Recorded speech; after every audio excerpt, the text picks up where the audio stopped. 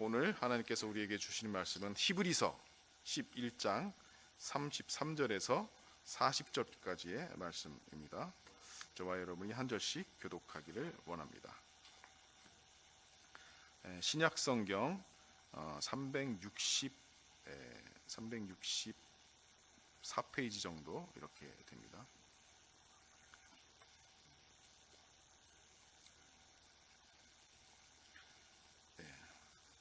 365페이지 정도. 히브리서 11장 33절에서 40절 말씀, 성경이 없으신 분들 스크린을 보시면서 저와 한 절씩 교독하시겠습니다. 그들은 믿음으로 나라들을 이기기도 하며 의를 행하기도 하며 약속을 받기도 하며 사자들의 입을 막기도 하며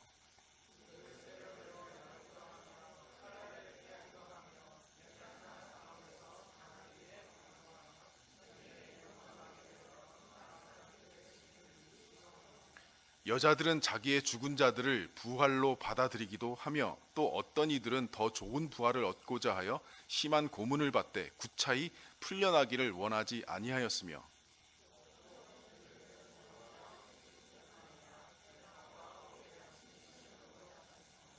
돌로 치는 것과 톱으로 켜는 것과 시험과 칼로 죽임을 당하고 양과 염소의 가죽을 입고 유리하여 궁핍과 환난과 학대를 받았으니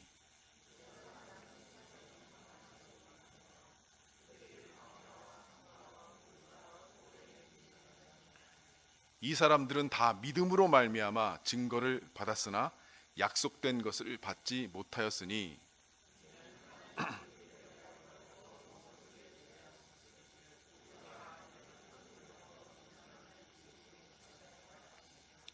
아멘. 모험을 거는 인생이라고 하는 제목으로 마지막 설교 드리겠습니다. 여러분, 윌리엄 맥켄지라고 하는 분을 아십니까? 그는 조선에 갔던 캐나다 선교사입니다.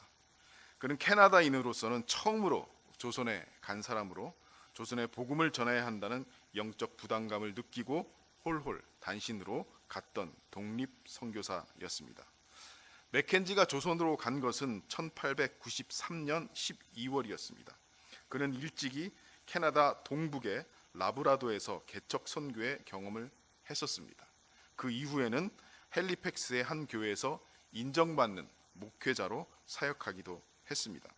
하지만 그는 선교사들의 글을 통해 선교지 한국에 대해 접하게 되면서 영적인 부담감을 갖게 되었습니다. 이에 그는 기도하는 가운데서 한국에서 복음을 전하기 위해 자신의 모든 것을 내려놓기로 결심했습니다. 이에 그는 먼저 자신의 돈 100달러를 한국을 위한 선교비로 보내고 이 1893년의 100달러는 지금의 100달러와는 굉장히 다르다는 걸 여러분 이해하시죠? 자기의 가진 100달러를 선교비로 보내고 자신의 뜻과 희망을 캐나다 장로교 선교부에 알렸습니다. 하지만 캐나다 장로교 선교부는 당시 해외 선교로 인해 많은 부채를 지고 있었기 때문에 한국에서 선교 사역을 시작하는 것은 불가능하다고 통보를 해 옵니다. 뜻하지 않은 장애물을 만난 것입니다. 많은 사람들은 장애물을 만나면 하나님이 뜻이 아니구나 라고 물러섭니다. 하지만 맥켄지는 여기서 낙심하지 않았습니다. 모험을 걸었습니다. 그는 이미 기도 중에 한국으로 건너와 우리를 도우라는 하나님의 메시지를 들었고 그것이 자신을 향한 하나님의 뜻이라고 확신했기 때문입니다.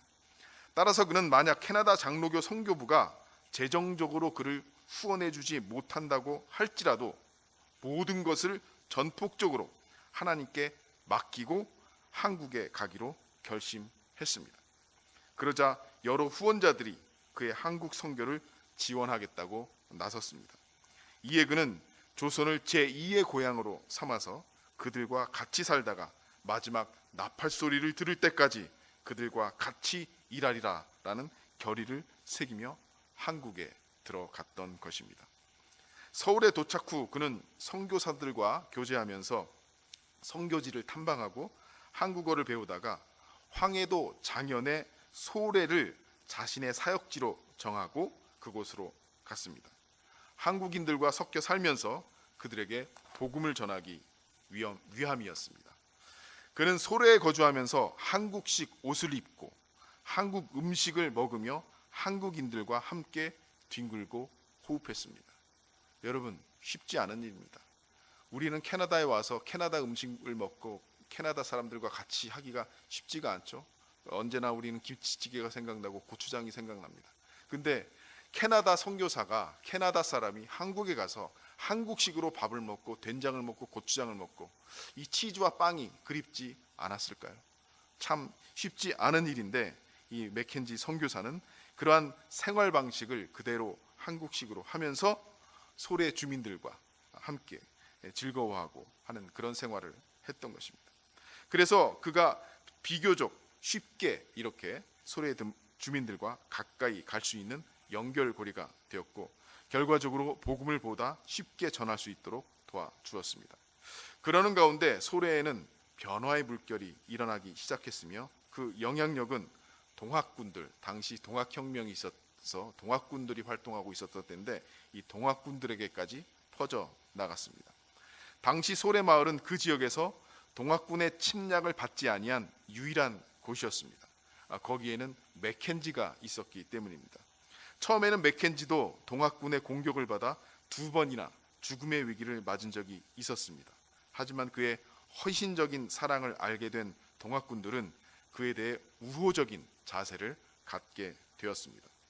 동학군 지도자들은 소래를 지나갈 일이 있거나 서울의 소식을 알고 싶을 때 일부러 그를 찾아올 정도였다고 합니다. 그 결과 소래 마을은 주변에서 이 최고의 안전지대로 알려지게 되었고 그곳으로 수많은 피난민들이 몰려들었습니다. 당시에 소래교회 신자라고 하는 것은 신변 안전을 위한 보증수표와 거의 마찬가지였다고 합니다. 한 번은 이러한 일도 있었다고 합니다. 소래교회 신자 중에 하나가 시장에서 황소 한 마리를 사서 집으로 오는 도중에 동학군의 습격을 받았습니다. 동학군들은 처음에 황소 주인을 위협하며 모든 것을 내놓으라 이렇게 요구를 했습니다. 하지만 황소 주인을 신문하던 중 그가 소래교회의 신자라고 하는 사실을 알고는 황소를 돌려주었다는 것입니다. 이는 맥켄지와 이 소래교회가 그 주변 지역에 미쳤던 영향력이 어떠했는지를 잘 보여줍니다. 그런데도 안타깝게 그 와중에 이 거인 같던 이 맥켄지의 체격도 자신이 돌보지 못하고 이렇게 쏟아붓는 헌신적인 이 사랑으로 인해 고갈되기 시작했습니다. 사실 소래 지역의 안전과 소래 교회의 부흥은 그의 생명을 담보로 생겨난 것이었습니다. 결국 그는 자신을 미처 돌보지 못했던 과로와 그로 인한 불찰로 숨을 거두어야 했습니다. 그때가 1895년 6월 23일 주일날이었습니다. 죽기 직전 맥켄지는 소래교회 신자들에게 자신의 의복과 남은 돈 172달러를 가난한 사람들에게 나눠주고 자신의 시신은 교회 부근에 묻어줄 것을 부탁했습니다. 마지막 남은 모든 것까지 한국인들에게 주고자 했던 것입니다. 맥켄지 선교사는 한국에서 1년 반을 넘게 살지 못하였습니다. 그러나 그의 헌신과 희생으로 캐나다 장로교는 1898년 9월 3일 3명의 선교사들을 조선에 파송하여 선교를 시작하게 되었던 것입니다. 그의 감동적인 죽음이 하늘에 썩어지는 미랄이 되었던 것입니다. 여러분, 우리 민족이 복음을 알고 하나님을 믿게 된 배경에는 이렇게 맥켄지 선교사와 같은 사람들이 모험을 두려워하지 않고 하나님의 영광을 위하여 순종하는 사람들이 있었기 때문입니다. 우리는 히브리서 11장을 믿음장이라고 하는 별명으로 부릅니다. 우리는 하나님을 믿는다, 예수님을 믿는다, 믿음이 좋다, 믿음이 없다, 믿음이라고 하는 말을 많이 합니다. 그러면 도대체 믿음이라고 하는 것은 무엇입니까? 히브리서 저자는 믿음이라고 하는 단어를 이렇게 말합니다. 우리 새 번역 버전으로 히브리서 11장 1, 2절을 함께 읽어보겠습니다. 자, 시작. 믿음은 바라는 것들의 확신이요 보이지 않는 것들의 증거입니다. 선조들은 이 믿음으로 살았기 때문에 훌륭한 사람으로 증언되었습니다. 이 성경에 나오는 수많은 사람들은 믿음으로 살았다고 합니다. 그러면 이 믿음으로 살았기 때문에 믿음으로 산다는 것은 결국 무엇입니까? 저는 리자이나 한인교회에 처음 부임하면서 믿음으로 산다는 것이라고 하는 제목으로 3번의 설교를 했습니다. 첫 번째, 믿음으로 산다는 것은 주인이 바뀌는 것이다 라고 말씀을 드렸습니다. 내가 내 인생의 주인이 아니라 그리스도가 주임됨을 인정하는 삶이 믿음으로 사는 것이라고 말씀드렸습니다. 두 번째는 새로운 꿈과 비전으로 살아가는 것이 믿음으로 사는 것이라고 말씀드렸습니다. 나의 욕심과 야망이 아니라 나만 잘 먹고 잘 살기 위한 그런 노력이 아니라 주님이 주시는 거룩한 비전과 하나님 나라에 대한 꿈으로 살아가는 것이 믿음으로 살아가는 것이다 라고 말씀드렸습니다. 그리고 세 번째는 바로 믿음으로 산다는 것은 모험을 거는 것이다 라고 말씀드렸습니다.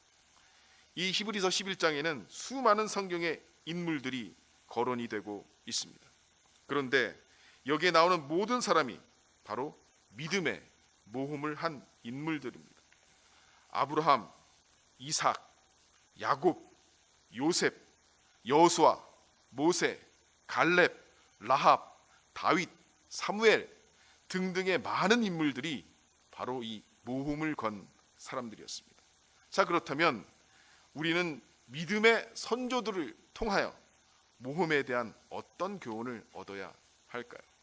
첫 번째 함께 읽어봅시다. 자, 시작. 단기적인 성공은 약속되지 않았다는 것입니다. 오늘 말씀 36절 37절 말씀 보면 또 어떤 이들은 조롱과 채찍질 뿐 아니라 결박과 옥에 갇히는 시련도 받았으며 돌로 치는 것과 톱으로 켜는 것과 시험과 칼로 죽임을 당하고 양과 염소의 가죽을 입고 유리하여 궁핍과 환난과 학대를 받았으니 우리는 당연히 모험을 해야 합니다. 그분의 나라와 그분의 비전을 위해서. 그러나 하나님의 영광을 위해서 모험을 하면 하나님이 언제나 성공하게 하시리라고 하는 기대 때문은 아니라는 것입니다. 하나님의 영광을 위한 모든 노력이 성공하리라는 약속, 적어도 단기간에 성공하리라는 약속은 없습니다. 헤롯 왕이 아내를 버리고 동생의 아내를 취하자 세례 요한은 그때 위험을 무릅쓰고 그를 간음자라고 불렀습니다. 이 때문에 요한은 어떻게 됐습니까? 목이 잘리는 참수형을 당했습니다. 그가 하나님의 일과 진리를 위해 생명의 위협을 쓰는 것은 옳은 일이었습니다. 예수님은 요한을 비판하지 않고 크게 칭찬하셨습니다. 그런데 결과는 무엇이었습니까? 참수형이었다라고 하는 것입니다. 바울은 가난한 자들을 위해서 사역을 마무리하고 우리가 지난주에 사도행전을 본 것처럼 위험을 무릅쓰고 예루살렘으로 향했습니다. 그는 매를 맞고 2년간 감옥에 갇혀 있었으며 로마로 압송되게 됩니다. 그리고 2년 후에 그 로마에서 사도 바울은 처형을 당했습니다. 그가 그리스도를 위해 생명의 위협을 무릅쓴 것은 옳은 것이었습니다. 그러나 단기적인 성공은 약속되지 않았다는 것이었습니다. 성령의 능력으로 안전의 유혹에서 벗어나 미전도 종족 가운데 그리스도를 높이고자 이 생명의 위협을 무릅쓴 선교사의 무덤이 얼마나 많은지 모릅니다. 한국에 선교하러 왔다가 바로 참수를 당한 토마스 선교사를 아십니까? 선교사가 되기 위해 많은 준비와 기도를 하고 기나긴 세월을 훈련을 받았을 것입니다. 한국에 가기 위해서 아주 긴 시간을 배를 타고 여행을 했을 것입니다. 그런데 성경책 한 번 전해주지도 못하고 예수님의 옛자도 말하지 못하고 바로 잡혀서 대동강변에서 칼을 맞아 죽었습니다. 우리는 모험을 한다고 해서 그 모험이 성공한다는 보장은 없는 것입니다. 그렇지만 믿음의 선조들은 안전이라고 하는 신기루와 유혹을 뿌리치고 믿음으로 모험을 감행했던 사람들입니다. 여러분, 우리는 어떠합니까? 안전이라고 하는 유혹에 사로잡혀 하나님을 위한 그 어떤 모험도 감행하지 않고 머물러 계십니까? 아니면 성령의 능력으로 안전함과 편안함이란 신기루에서 벗어나셨습니까? 여러분, 요압처럼 말하십니까? 내가 여호와의 이름을 위해 그 일을 하리라. 여호와께서 선히 여기시는 대로 행하시기를 원하노라. 혹은 에스더처럼 말할 수 있으십니까? 내가 주님을 위해 그 일을 하리라. 죽으면 죽으리라. 믿음의 선조들을 통해서 우리가 무엇을 배워야 할까요? 두 번째, 함께 읽어보겠습니다. 자, 시작. 그릇된 이유로 하는 모험을 해서는 안 됩니다. 이 부분을 제가 반드시 언급을 해야 했습니다. 그리스도인이 모험을 하는 데 있어서 주의할 점이 있습니다. 하나는 자기를 부인하는 데 지나치게 집착한 나머지 하나님이 우리의 유익을 위해 주신 현재 정당한 즐거움조차 누리지 못하는 것입니다. 그러니까 너무 이 모험을 해야 된다, 믿음으로 살아야 된다는 것이 마치 자기를 부인하고 자기를 부인하는 그 말씀을 너무 지나치게 집착해서 하나님이 주신 것들을 누리지 못하고 막 이렇게 사는 것, 이것이 주의할 점이라고 하는 것입니다. 자기를 부인하는 것은 성경의 말씀입니다. 그러나 그것에만 집착하면 오히려 금욕주의 같은 부작용이 발생하는 것입니다. 인간이 가진 모든 욕구를 죄로 보는 것입니다. 이렇게 되면 세상에서 살지 못하고 수도원으로 들어가서 살아야 하는 것입니다. 다른 하나는 이거보다 심각한 것입니다.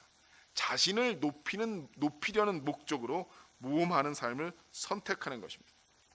수많은 사람들이 깎아지는 듯한 산의 이 절벽을 오로지 손끝 하나로 붙잡고 있거나 발끝으로 디뎌서 기어오르는 암벽 등반에 매혹이 되고 있습니다. 뭐 이렇게 TV나 어떤 광고나 이런 데 막 보죠. 막 손끝 하나로 이렇게 높은 절벽에 막 매달려 있고 그런 것들 말입니다. 텔레비전 광고나 잡지에도 수백 미터 높이의 가파른 절벽에서 오로지 가느다란 로프 하나에 몸을 맡긴 채 위태롭게 매달려 있는 그런 등반가의 모습이 나옵니다. 이 보고된 바로는 1989년에는 5만 명가량의 미국 사람이 이 위험을 무릅쓰고 e스포츠에 뛰어든 데 비해 좀 더 최근에는 50만 명으로 추산되는 사람들이 이 치사적인 매력에 빠져 있다고 하고 세계적으로 그 수가 늘어나고 있다라고 합니다. 우리는 어떤 영웅적인 행동을 할 때 뭐 스카이다이빙이라든지 번지 점프라든지 아니면 이런 절벽을 오르는 이런 암벽 등반이랄지 이런 행동을 할 때 아드레날린이 분비되는 것을 느낍니다. 또 그런 사람들은 게으르고 겁 많은 자들을 비난하며 우월감을 느끼기도 합니다. 혹은 모험을 하나님이 우리를 받아들이도록 하는 의의 일종으로 생각할 수 있습니다. 이렇게 하지 않으면 하나님께서 우리를 사랑하시지 않는다, 받으시지 않는다라고 주장하면서 그런 영웅적인 행동을 할 수도 있다는 것입니다. 이러한 것들은 모두 잘못된 동기로 하는 모험입니다. 여기에는 하나님의 주권적인 다스림이 없습니다. 하나님이 우리를 지켜주신다는 사랑에 대한 어린아이 같은 믿음이 없다는 것입니다. 자, 영웅심이나 모험에 대한 욕구, 자신을 믿는 용기나 하나님의 호의를 얻으려는 욕망은 하나님을 위해 모험을 무릅쓰는 동기나 힘이 될 수 없다는 것입니다. 오직 모든 것을 공급하고 다스리며 만족시키시는 하나님의 아들 예수 그리스도에 대한 믿음만이 우리의 동기이며 힘이 되어야 한다는 것입니다. 자, 이 문장을 함께 읽어봅시다. 오직 모든 것을. 자, 시작. 오직 모든 것을 공급하고 다스리시며 만족시키는 하나님의 아들 예수 그리스도에 대한 믿음만이 우리의 동기이며 힘이 되어야 합니다. 자, 그릇된 동기, 잘못된 동기로 모험을 해서는 안 된다라고 하는 것입니다. 자, 마지막 세 번째 함께 읽어보시겠습니다. 시작. 상 주시는 하나님을 바라보아야 합니다. 26절 오늘 본문의 말씀 보면 그리스도를 위하여 받는 수모를 애굽의 모든 보화보다 더 큰 재물로 여겼으니 이는 상 주심을 바라봄이라. 자, 모세는 이집트의 왕자의 신분을 버리고 주님을 위하여 모욕받는 것을 이집트의 모든 보화보다 더 큰 재물로 여겼다고 합니다. 왜 그럴 수 있었을까요? 바로 상 주시는 하나님을 바라보았기 때문입니다. 여러분 믿으십니까? 마지막에 하나님의 사랑이 우리의 체면을 세워주시고 우리가 옳았음을 입증할 것을 믿으십니까? 그렇다면 우리는 주님을 위해 체면을 잃는 위험을 감수하는 힘을 얻을 수가 있는 것입니다. 여러분 또 믿으십니까? 우리의 보화는 이 땅이 아니라 하나님 나라에 있음을 믿으십니까?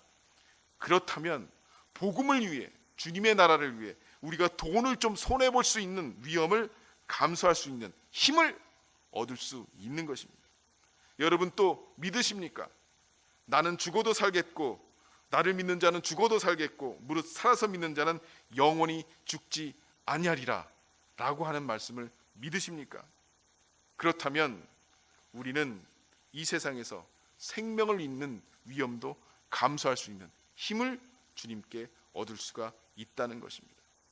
이러한 모험은 영웅심이나 자기 확신과는 다른 것입니다. 여러분 제가 자꾸 모험에 대해서 얘기한다고 영웅심 아니면 자기 확신을 가져라라고 하는 말로 이해하지 마십시오. 전혀 다른 것입니다. 참된 모험은 하나님이 늘 우리를 도우시고 그분의 영광을 더욱 드러내게 하실 것을 믿기에 우리의 체면이나 돈이나 생명까지도 이를 위험을 감수하는 것입니다. 모험이란 우리의 용기를 드러내는 것이 아닙니다. 하나님의 가치를 드러내는 것이 모험입니다. 함께 다시 한번 읽어봅시다. 자, 시작. 모험이란 우리의 용기를 드러내는 것이 아닙니다. 하나님의 가치를 드러내는 것이 모험입니다. 물론 모험에 용기가 필요합니다. 그러나 그 용기의 동기가 무엇인지를 잘 살펴보아야 합니다. 우리는 잘못된 동기에서 모험을 할 수 있습니다. 주님이 없으면 모두 이기적인 죄인들이 바로 우리들입니다.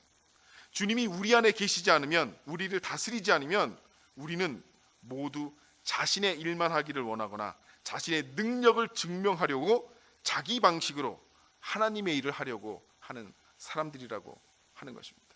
그래서 우리는 늘 우리 안에 그리스도가 계시고 그리스도의 말씀이 나를 다스리기를 날마다 하나님 앞에 나아가 겸손함으로 구하며 교회 일이나 하나님의 일을 해야 되는 것입니다. 우리는 모두 예수 그리스도가 필요한 사람들입니다. 하나님은 위험을 감수하는 다른 방법을 허락하셨습니다. 베드로전서 4장 11절입니다. 만일 누가 말하려면 하나님의 말씀을 하는 것 같이 하고 누가 봉사하려면 하나님이 공급하시는 힘으로 하는 것 같이 하라. 이는 범사에 예수 그리스도로 말미암아 하나님이 영광을 받으시게 하려 함이니 그에게 영광과 권능이 세세에 무궁하도록 있느니라. 아멘. 하나님은 그분의 약속을 믿는 자에게 힘을 공급하십니다. 믿으십니까? 기억하십시오. 그리스도를 소중하게 여기기에 감수하는 모든 손해에 대해서는 하나님은 모든 만족을 주는 그분과의 교제를 통해 갚겠다고 약속하셨습니다. 누가복음 18장 29절 30절을 함께 읽어보겠습니다. 시작. 이르시되 내가 진실로 너희에게 이르노니 하나님의 나라를 위하여 집이나 아내나 형제나 부모나 자녀를 버린 자는 현세에 여러 배를 받고 내세에 영생을 받지 못할 자가 없느니라 하시나. 하나님께서 우리에게 상 주시겠다고 약속하셨습니다. 우리에게 보상하시겠다고 약속하셨습니다. 하나님은 우리의 모험의 도전을 분명히 기억하시고 보상하시는 분이심을 믿어야 합니다. 또한 모험을 하면서 일어나는 어떠한 위험이나 기근이나 환난이나 박해라도 우리를 그리스도의 사랑에서 끊을 수 없다는 것을 믿어야 하는 것입니다. 그리스도인이 어떤 비참한 일을 겪는다고 할지라도 그 비참한 현실이 절대 그리스도의 사랑에서 끊어진 것이 아닙니다. 주님의 사랑은 모든 것을 이기는 것입니다. 로마서 8장 38절 39절 말씀입니다. 그러나 이 모든 일입니다.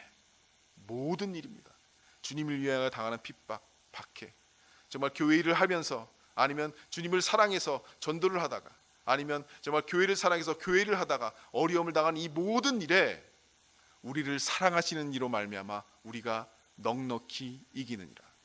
내가 확신하노니 사망이나 생명이나 천사들이나 권세자들이나 현재일이나 장래일이나 능력이나 높음이나 깊음이나 다른 어떤 피조물이라도 우리를 우리 주 그리스도 예수 안에 있는 하나님의 사랑에서 끊을 수 없으리라. 믿으십니까? 모든 모험의 끝에서는 결국 심지어 죽음까지도 하나님의 사랑이 승리하는 것입니다. 이것을 믿을 때, 이러한 것에 대한 믿음이 있을 때 우리는 자유롭게 하나님의 영광을 위하여, 그분의 나라를 위하여 모험을 하게 되는 것입니다. 영웅심이나 모험에 대한 욕구나 자기 확신, 아니면 남에게 인정받으려는 욕구 때문이 아닌 것입니다. 우리가 모험을 할 수 있는 이유는 하나님의 사랑이 승리한다는 믿음이 있기 때문입니다. 우리가 주님의 영광을 위하여 하는 모든 모험의 저편에서 여전히 우리를 붙드시는 하나님, 그 하나님을 믿는 믿음이 있기 때문입니다. 우리는 영원히 하나님 안에서 만족할 것입니다. 그 하나님과의 그 관계 속에서 누리는 그 행복은 무엇과도 비교할 수 없는 것입니다. 그래서 이 세상에서 어떤 모험을 한다고 할지라도 그분의 나라와 그분의 영광을 위해 사는 모험은 어떤 허비되는 인생이 아닌 것입니다. 여러분, 앞으로 어떻게 살아가시겠습니까? 여호수아서 14장을 보면 갈렙이라고 하는 사람이 나옵니다. 그는 40대에 약속받았던 약속의 땅을 80대가 되어서 달라고 요구합니다. 험한 산지를 달라고 요구합니다. 이제 정복전쟁이 끝났습니다. 받은 땅을 가지고 평화롭게 편안하게 살면 되는 나이입니다. 85세입니다. 그러나 그는 다시 모험을 거는 모습을 우리는 여호수아 14장에서 볼 수 있습니다. 6절 말씀에부터 보시면, 그때 유다 자손이 길갈에 있는 여호수아에게 나오고 그니스 사람 여분네 아들 갈렙이 여호수아에게 말하되, 여호와께서 가데스 바네아에서 나와 당신에게 대하여 하나님의 사람 모세에게 이르신 일을 당신이 아시는 바라. 내 나이 40세에 여호와의 종 모세가 가데스 바네아에서 나를 보내어 이 땅을 정탐하게 하였으므로 내가 성실한 마음으로 그에게 보고하였고, 나와 함께 올라갔던 내 형제들은 백성의 간담을 높게 하였으나 나는 내 하나님 여호와께 충성하였으므로 그날에 모세가 맹세하여 이르되, 내가 내 하나님 여호와께 충성하였은즉 내 발로 밟는 땅은 영원히 너와 내 자손의 기업이 되리라 하였나이다. 이제 보소서, 여호와께서 이 말씀을 모세에게 이르신 때로부터 이스라엘이 광야에서 방황한 이 45년 동안을 여호와께서 말씀하신 대로 나를 생존하게 하셨나이다. 오늘 내가 85세로 돼 모세가 나를 보내던 날과 같이 오늘도 내가 여전히 강건하니 내 힘이 그때나 지금이나 같아서 싸움에나 출입에 감당할 수 있으니. 이 11절 말씀은 제가 참 믿기가 힘듭니다. 왜냐하면 85세가 되었는데 40대나 85세, 40살 때나 85세나 내 힘이 여전히 똑같고 강건하다. 이건 약간 좀 너무 오바가 아닐까 싶은데, 그런데 어쨌든 얼마나 자기 관리를 잘 하고 하면 어쨌든 건강할 수는 있겠죠. 그러나 그 마음에 어쨌든 하나님이 주신 그러한 꿈과 비전이 있고 그 약속의 땅에 대한 그 주장을 하는 이 갈렙의 모습을 한번 보십시오. 12절 말씀 우리 함께 같이 읽어봅시다. 자, 시작. 그날에 여호와께서 말씀하신 이 산지를 지금 내게 주소서. 당신도 그날에 들으셨거니와 그곳에는 아낙 사람이 있고 그 성읍들은 크고 견고할지라도 여호와께서 나와 함께 하시면 내가 여호와께서 말씀하신 대로 그들을 쫓아내리다 하니. 여러분, 약속의 땅, 하나님이 주신 젖과 꿀이 흐르는 그 땅은 가만히 있으면 저절로 얻어지는 땅이 아니었습니다. 무엇을 해야 했습니까? 전쟁을 해야 했습니다. 목숨 걸고 싸워서 그들을 내쫓고 물리쳐야 얻을 수 있는 땅이 약속의 땅입니다. 모험을 하지 않으면 절대 얻을 수가 없는 것입니다. 여러분이 싸워서 차지해야 할, 갈렙처럼 주장해야 할 약속의 땅은 어디입니까? 이 산지를 내게 주소서라고 갈렙은 말했는데, 여러분이 하나님의 약속을 주장해야 할 이 산지는 어디입니까? 여러분 그냥 안주하고 싶으십니까? 그냥 이 상태에서 편안히 머물고 싶으십니까?